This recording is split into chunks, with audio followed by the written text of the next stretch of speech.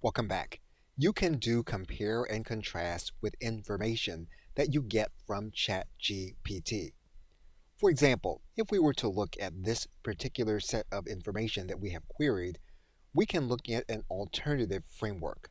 One of the things you'll notice is that when we write in context with a previous framework, the chatbot will give us additional context to what we have asked. And we can continue with the process. You're going to notice that there is a lot of similarity between the queries that we have returned.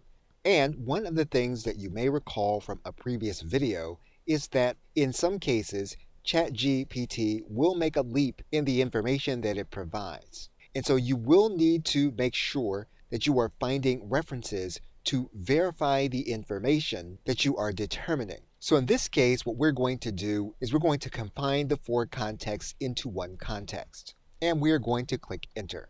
And as has been demonstrated in previous videos, we can then ask for specific references. And again, ChatGPT does remember the context in this particular chat area.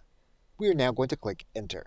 And so basically, what we have done is we have determined a framework and we have determined references for each part of the framework that we are going to be working with. Okay, so with that, thanks, and I will see you in another video.